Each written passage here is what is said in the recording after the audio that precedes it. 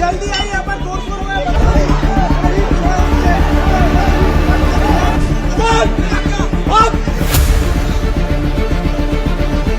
दोस्तों नमस्कार, मेरा नाम है विकी कुमार। इतने बड़े बड़े दावे करने के बावजूद चुनाव आयोग खासकर ज्ञानेश कुमार की अगुवाई में पश्चिम बंगाल में शांतिपूर्ण चुनाव कराने में पूरी तरह फेल नजर आया है। हालात ऐसे हो गए हैं कि जनता ने बीजेपी के उम्मीदवारों, नेताओं और कार्यकर्ताओं को दौड़ा दौड़ा कर पीटा। अब किसी भी लोकतंत्र, किसी भी सभ्य समाज में हिंसा की कोई जगह नहीं होनी चाहिए, ये बिल्कुल साफ बात है। लेकिन बड़ा सवाल यह है कि चुनाव आयोग आखिर कर क्या रहा था, उसकी तैयारी कहां थी। पहले ही चरण की वोटिंग में सारी सच्चाई सामने आ गई।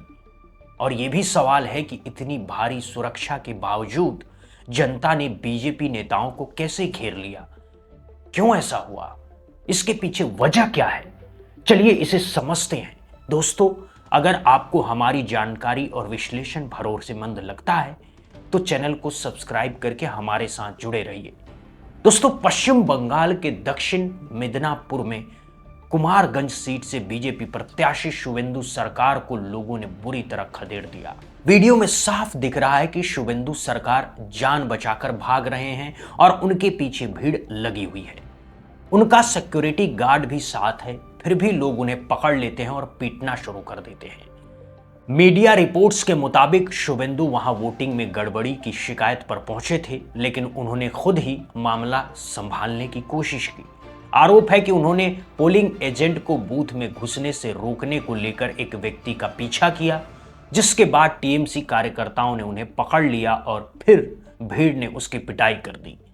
हालांकि हमला करने वालों की पहचान अभी तक साफ नहीं हो पाई है, लेकिन चुनाव आयोग ने कहा है कि वीडियो में दिख रहे हर व्यक्ति पर कार्रवाई होनी चाहिए और पूरी रिपोर्ट मांगी गई है। लेकिन सच ये है कि पश्चिम बंगाल चुनाव में हिंसा की ये कोई पहली या अकेली घटना नहीं है।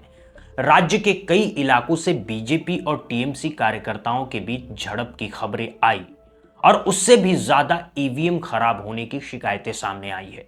आपको पता ही होगा कि पश्चिम बंगाल में पहले चरण की 152 सीटों पर और तमिलनाडु की सभी 234 सीटों पर वोटिंग चल रही थी। दोपहर 1 बजे तक ही बंगाल में 62.18% और तमिलनाडु में 56.81% मतदान हो चुका था। यानी जबरदस्त वोटिंग। अब इतनी भारी वोटिंग किस ओर इशारा करती है, यह समझने वाली बात है दोस्तों। वैसे सम्राट चौधरी पहले ही कह चुके हैं कि जहां एसआईआर होता है वहां बीजेपी जीतती है, और बंगाल में तो यह प्रक्रिया काफी सख्ती से हुई है। लेकिन फिर सवाल वही, जनता इतनी गुस्से में क्यों है, हिंसा क्यों हो रही है, बीजेपी नेताओं को दौड़ाया क्यों जा रहा है, और सबसे बड़ा सवाल, चुनाव आयोग आखिर कहां है। वोटिंग से ठीक पहले रात में खबर आई कि मुर्शिदाबाद के नौदा इलाके में देसी बम फेंका गया, जिसमें कई लोग घायल हो गए, एक महिला भी शामिल थी। आपको बता दें कि मुर्शिदाबाद वही इलाका है जहां से हुमायूं कबीर आते हैं, जो एक स्टिंग ऑपरेशन में कथित तौर पर मुसलमानों के वोट काटने के लिए बीजेपी के साथ बड़ी डील की बात करते हुए पकड़े गए थे। इस चुनाव में उन्होंने आम जनता उन्नयन पार्टी यानी कि आजुक बनाकर अपने उम्मीदवार उतारे और असदुद्दीन ओवैसी की एआईएमआईएम के साथ गठबंधन भी किया था।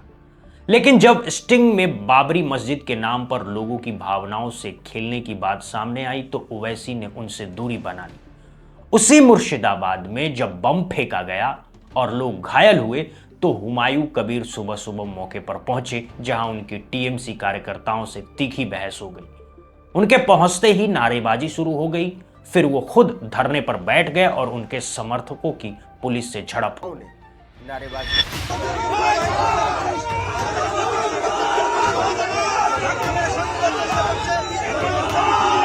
अब एक तरफ चुनाव आयोग दावा कर रहा था कि सब कुछ शांतिपूर्ण है और दूसरी तरफ जमीन पर हालात बिल्कुल उल्टे थे।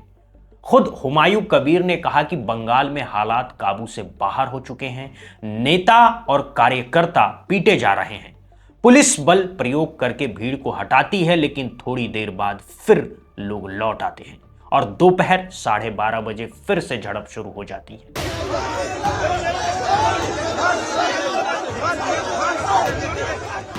इस मामले में भी चुनाव आयोग ने डीएम और जिला निर्वाचन अधिकारी से रिपोर्ट मांगी। वहीं मुर्शिदाबाद में यह सब चल ही रहा था कि मालदा के एक बूथ पर ईवीएम खराब होने से हंगामा मच गया।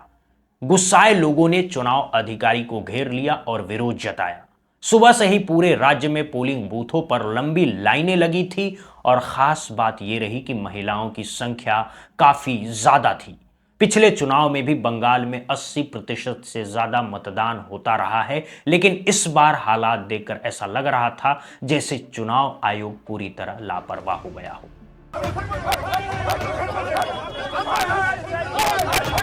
सुजापुर सीट से टीएमसी उम्मीदवार सबीना यास्मीन ने तो केंद्रीय बलों पर ही आरोप लगा दिया कि वे वोटिंग में बाधा डाल रहे हैं।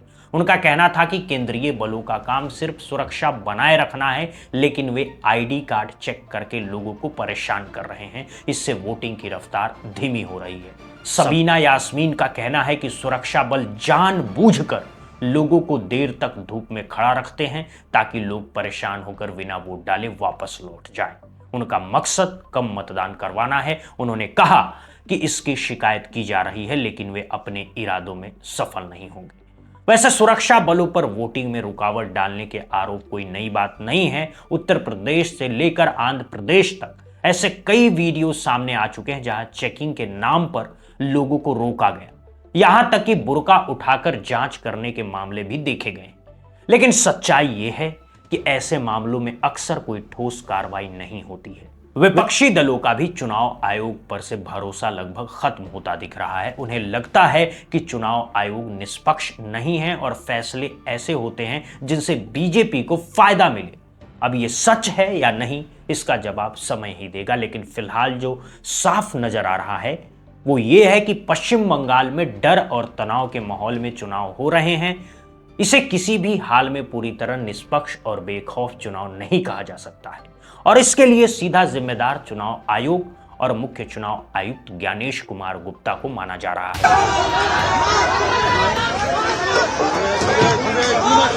अब जरा ये भी देखिए, जब बंगाल में हिंसा और अव्यवस्था चरम पर थी, उसी समय देश के गृह मंत्री अमित शाह कोलकाता में मौजूद थे।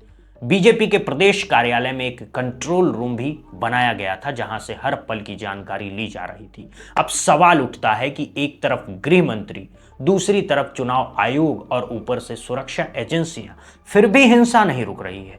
तो क्या यह सिर्फ संयोग है या फिर कुछ और? फिलहाल के लिए इस खबर में इतना ही। ऐसे ही सटीक और भरोसेमंद खबरों के लिए बने रहिए हमारे साथ। जय हिंद, जय भारत दोस्तों।